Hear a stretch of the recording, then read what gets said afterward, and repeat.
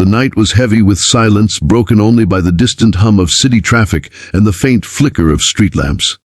The alley smelled of rain and dust, shadows stretching long against the brick walls.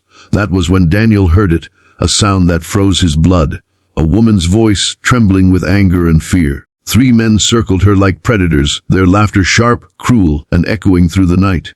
He could see her clearly now, expensive heels, sharp suit, and eyes burning with defiance. She wasn't just any woman. She was powerful, commanding, the kind of person who belonged in gleaming boardrooms, not in a dark alley cornered by danger. But power meant nothing against brute force. Daniel, a single dad who had fought battles life never asked permission to throw at him, felt his chest tighten.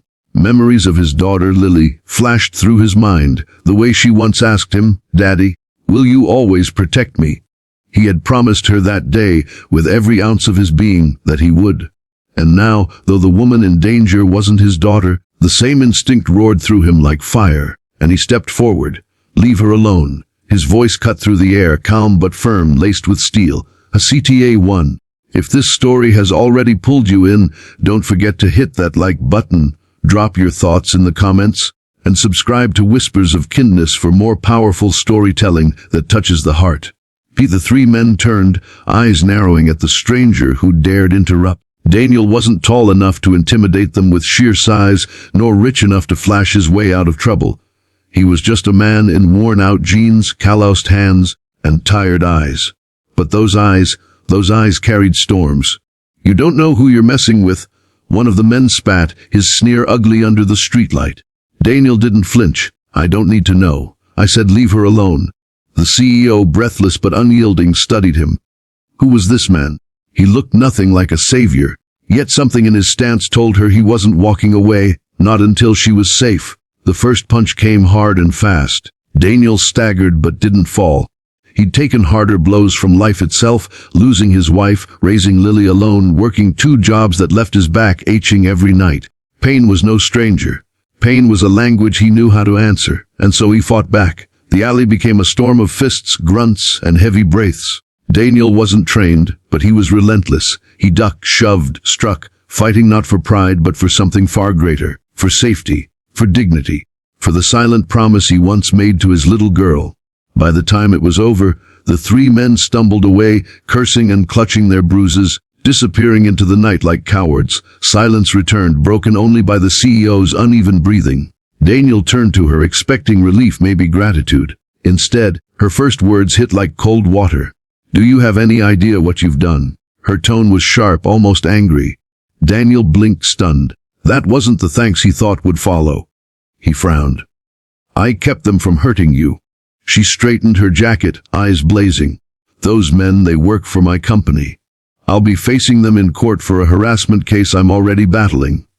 If they go limping back and spin this, I could lose everything." Daniel's heart sank. He hadn't thought of that. He'd only thought of protecting her. "Next time," she snapped, "don't play hero when you don't understand the cost." Her heels clicked against the wet pavement as she stormed past him, leaving Daniel standing in the alley with blood on his lip and confusion heavy in his chest. For days he couldn't shake the encounter. Was he wrong to step in? Should he have turned away like the rest of the world often did when faced with someone else's pain? He carried the question with him like a stone in his pocket, even as he tucked Lily into bed, even as he scrubbed dishes late at night. But fate has a strange way of circling back. A week later, Daniel walked into the corporate building where he cleaned floors at night. The polished glass walls towered above him, reflecting a world that never noticed men like him. He swiped his ID, pushed his cleaning cart, and started his rounds. And then he saw her, the CEO. Her name was Claire Bennett, and she was standing in the lobby, fierce as ever in her tailored suit. Their eyes met, and for a moment silence stretched. She walked toward him. "You work here?" she asked, incredulous. Daniel nodded slowly. "Yeah, nights, pays the bills." She studied him as if trying to piece together the man she'd seen in the alley with the janitor before her. Finally, her expression softened just a fraction. "I wasn't fair to you," she said quietly. "That night, I was scared. Not just of them, but of everything I stood to lose. And you reminded me of something I'd forgotten." "What's that?" Daniel asked. That there are still people in this world who act out of kindness, not calculation. From then on, their paths intertwined in ways neither expected. She invited him for coffee, wanting to know more about this man who had nothing, yet risked everything. He shared his story, about Lily, about loss, about how life had knocked him down but never broken him. And for the first time in years, Claire felt something stir within her, a respect deeper than anything she'd known in her world of boardrooms and battles. But the challenges didn't end there. The harassment case exploded in the media, dragging Claire's name through mud. The three men lied, twisted, painted her as unstable. It was a storm threatening to destroy everything she'd built.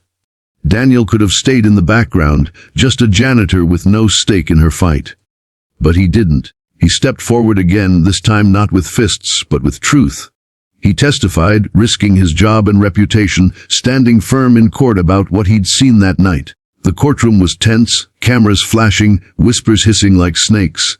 Claire sat at the front, her heart pounding, and then Daniel's words filled the air. Simple, honest, unshakable. She didn't deserve what they tried to do. No woman does. I couldn't walk away. Not as a father. Not as a man. Those words turned the tide. The verdict cleared Claire's name, exposing the men for who they truly were. Justice at last had been served. Afterward, outside the courthouse, Claire stood beside Daniel. The sun broke through the clouds, painting the city in light.